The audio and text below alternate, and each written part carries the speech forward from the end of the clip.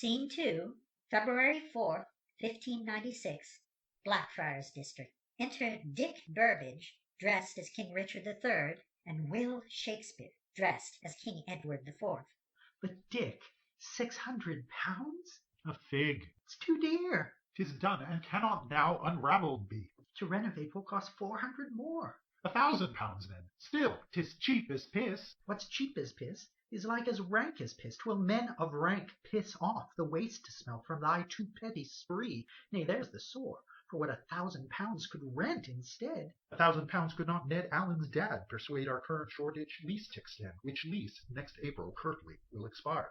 'Twill hold at most a third our current gate won't feed a bird. Smaller house, I grant thee, will 'twill hold, but we can charge 12 times as much per head. And thou hast charged a head 12 times too far, imagining that an audience will this pay. Inside our shows can play the entire year, not just as now they do in summer months. Inside will groundlings foul the entire hall, not just as now they do the filthy pit. Its church-like grills a finer sort will draw. We need not finer sorts, but fatter space. Acoustics will inside permit to sing the susurration of a whispering sigh. Forsooth, I hear the sigh. £1,000! In candles light, twixt winches and the trap, like magic will sprites fly and disappear. And with those sprites will disappear the pounds. My father's pounds, recall, 'twere not thine own. But Dick, But Dick, enough but Dick. I ne'er a sweeter, sleeker space have seen, nor else a fertler setting than hereby. For what a piece of work these friars be. Burbage indicates the entire neighborhood. content. A crazed mix of old and new. Within the city walls, but unconfined. These towers, mansions, tenements, garden shops. No sumner, sheriff, bailiff, clerk of court, no tax collector, constable, or judge, no mayor's fist or arm of alderman. The ladies' hats, the gallants' boots, the books. No whipping posts or stocks or cockfight pits, no baited bears or houses of resort. The globe's dishevelled wares themselves do strut, from England, Italy, France, the Netherlands. Her Netherlands no straw, but here would strut. Behold down there, a metal trilling bird. But soft, what blight through yonder window breaks. Enter Lady Russell and Baron Cobham above, upper stage. Look there, the players, Shakespeare, Burbage, both.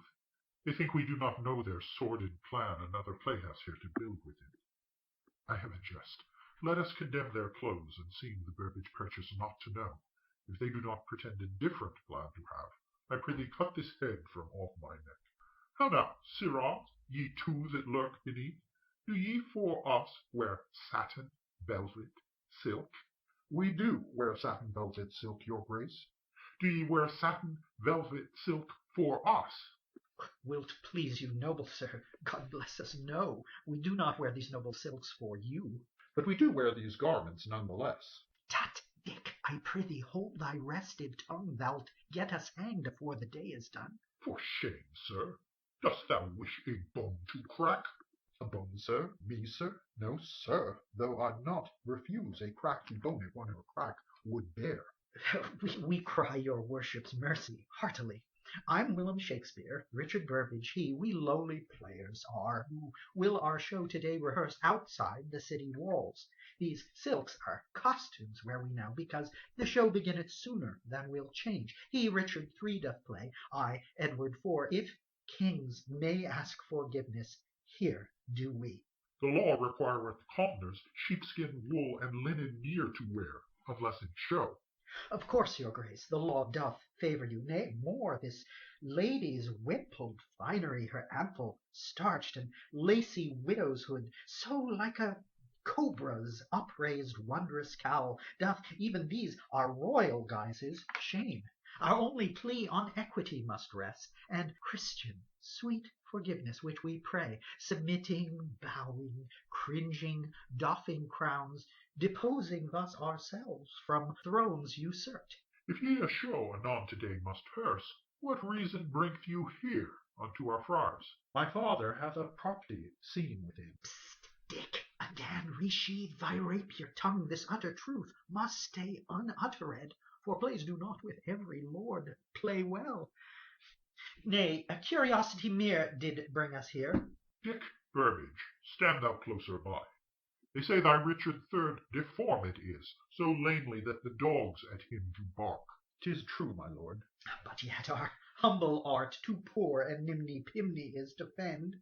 Thou art too modest about thine artful art. They say that thou and Edward Allen be the best dramatic mummers in our age. The best's for you, not me to say, but certes, my Richard beateth Ned's shrill tambourine. Do show us then, do play, that we may judge. But, sir... Sir, I am. Sir Willem Brooke, the Baron 10th of Cobham, too, I'm called. I'm also Warden Lord of all the ports, the Lord Lieutenant of the County Kent, the Constable of London's Tower, and more. To boot, this lady, Lady Russell is. And now do I, Lord Cobham, bid thee play. Burbage transforms himself into Richard III. Was ever woman in this humour wooed? Was ever woman in this humour won? 'Twill serve, perhaps. It boasts a crumb of art. How kind of you, my lord, our crumb to laud. Though rude and crude, 'twill masses much delight. But do ye Lady Russell's nephew mock? Sir Robert Cecil, Willem Cecil's son? For Robert too was sent before his time, into this world not shaped for sportive tricks. We beg your grace's pardon, favour, leave, and please you cry mercy yet again. 'Tis, saving sir your reverence, but a play, by which we not at all do e'er intend, except our livings earnestly to earn. Or else a lord dishonestly to spurn. As proof of faith, disrobe the offending garb. Our crowns? Your all. Cobham draws his sword, then Burbage his. My blade alone I'll bear. Be friends, ye foolish fools, be friends. Nay, Dick, 'tis but a prop thou holdest there. 'Tis made of God wot what, but not of steel. Perhaps you should descend, that we might test which man whose steel the better, sharper is. Thou knowest 'tis but a prop, and so do I, but Cobham knoweth not, and there's an end. Well? Both Cobham and Burbage resheathe their swords. Oh, my! What wit! What fun! I thought we'd die. And Burbage, what a dick! Dear gentlewoman, sir, ye sure me had, but going coming whither know I not. Fear not, dear friends, we love the Thespis tribe. My favourite poets much as ye write plays, as Aeschylus, Sophocles, Euripides in Greece, and vengeful younger Seneca in Rome. I drink iambics piped to a tune, to sate the tragic muse Melpomene. In 92 myself I wrote a masque, the queen it saw performed at my son's. It had an Ithyphallic satyr wild, an Epsine Ceres, goddess of the grain, a heated, godly, goatish, horned Pan, all bested by two shepherdesses brave, whom play did sweet my daughters Bess and Nan. Indeed, thy mask secured for Nan and Bess positions, gentlewomen, near the queen. Our meek Acropolis, humble though it be, no Helicon on which might live a muse, nor Delphic site, at which might Phoebus speak, 'twill still as rus in urbe serve, as Martial wrote to Sparsus pointedly, a country life in city walls to us. So I, shepherdess of this towny farm, do you into our little Athens herd. While they to whom she speaketh nod and smile, to half of us her Latin talk is Greek. I tease her feminine florid pedantry, too sown in barren ground, above her sex. And yet, the wench deserveth many praise. In Europe, doubtless, she's the best read she. The best read mine on earth I rather am, and so he would have chirped were I a man. The best read banshee, might I rather say, her shrieking, keening, warning, wailing death. For Clytemnestra Agamemnon slew, Cassandra prophesied the cruel design. Yet no one's ear Cassandra's words could parse. Her pearls, like mine, were cast before the swine. Her father tutor served to Edward VI, with whom she and her learned sisters four, and Edward's half-sis Elizabeth, now our queen, did daily contemplate the ancient texts. A towerful of Babel in herself, she knoweth ancient Hebrew, Latin, Greek. She speaketh fluent French, Italian, more tongues perhaps than even do exist. She hath studied all the classic liberal arts, as grammar, rhetoric, poetry, history, law. Oh, mon pauvre Cobham, didst thou then misspeak? La loi, a classic liberal art, is not. But ça ne fait rien, it mattereth not, for we explaining were that our salon, our clique, our coterie, our cirque privé, my atelier, is pied-à-terre, indeed, this whole arrondissement, or cul-de-sac, à bras ouverts, with open arms, and corps perdu, aye, risking life and limb, the tired and poor do welcome to our shore. There since St. Bart's massacre of '72, the émigrés, or refugees, from France, the Huguenots, and other Calvinists, here gather sans souci, without a care. We love la résistance in all her forms, no matter how outré, risqué, or affolé, for what is life without les objets d'art? And what be objets d'art that be not beaux? Tout court, call us the demi-monde, the fringe, and I its heart, la femme demi-mondaine. Her elder son's Lord Chamberlain's son-in-law. Your troop, we know, is called Lord Chamberlain's men. Lord Chamberlain lived in Friars Precinct too. I once of mine own troop the patron was, bedubbed Lord Cobham's, later Warden's men. This lady's niece, or sister Anne's stepchild, did wed a man, Sir Henry Neville, hoped another found a children's acting troupe that played within the Friars' ward itself. Aye, Richard Farron joined Sir Henry then, the first of Friars' theatres to found. Tread lightly, Dick. Our secret must not out. He put it on old Buttery's upper floor, abutting mine own mansion to the south. The city's fathers sought the site to close, commedia dell'arte to repress, till I, con molto spirito, did write unto the Privy Council's mighty men, my agitato pen, con brio spake, allegro e affettuoso words, which our appassionato case did make, and friars, free from city hands, did scape. My father Shoreditch first did lease the same year Farron did the Friars' space, and both did £14 per year agree to pay. Thou knowest untold facts of Farron's lease. 'Tis solely 'cause our plays did once compete. My father's thriving Shoreditch hippodrome did Farron's Friars' lease no doubt inspire. And yet, to play indoors, preposterous, no? The founder of the troupe, insolvent, died. Hélas, l'ensemble paused, till, Dieu merci, Lord Cobham here did pay the widow's debts. Noblesse did not oblige his acte gratuit, such bonhomie, so beau a manly jest. We tried the stage experiment to save, but by and by the landlord won a suit, for Farron, when he'd signed the lease, had said he'd only one partition toppled down, and solely for rehearsals used the space, preparing shows the Queen would elsewhere see. Yet then he painted windows raven black. His people overtook a right-of-way, and soon packed houses paid to watch rehearsed abundant plays the Queen did never view. His critics claimed he ran a bawdry house where Satan oft held wanton orgy rites. We none of us did deem the rumours true, but proof enough to evict did courts construe. Anew, I say, we love the Thespis tribe. Methinks they love not us, but liberties, self-governance mere, their dodge of city laws. They fended Farron, just to fend themselves. Once bastioned thus, they all the players expelled, and so they'll us, when they our plan spell out. Go to, what say ye mongst yourselves?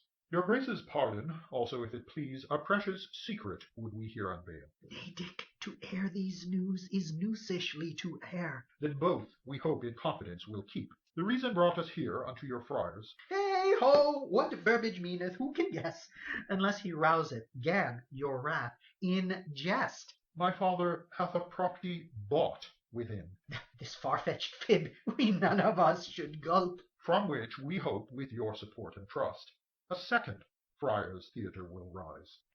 As Caesar said, when he the Rubicon crossed, the war with Pompey thereby to ignite, now jacta alia est, the die is cast. Ay me. Cobham and Burbage draw swords.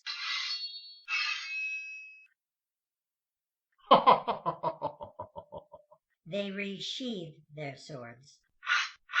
Already we did know. Ye did?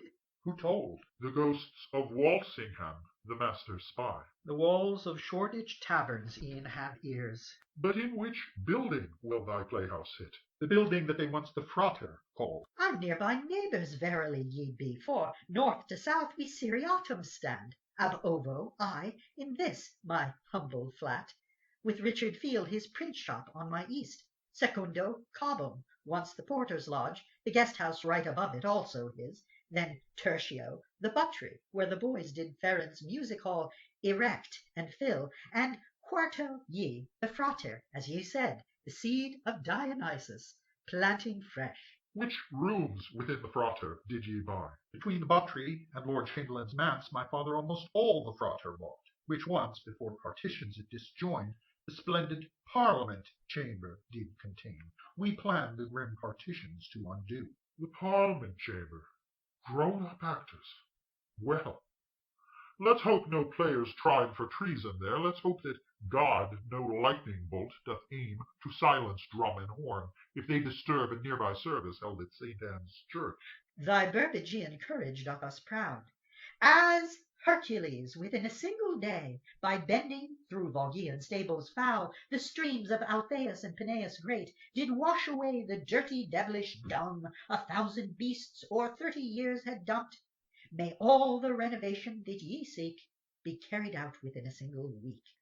How cozy, too, we happy neighbours four. Alack, we must to Shoreditch now return, our humble show in daylight to rehearse. We, too, must leave this stage and off to church. We do commend our duties to you both, Lord Cobham, Lady Russell Fair, farewell. And Dowager Countess.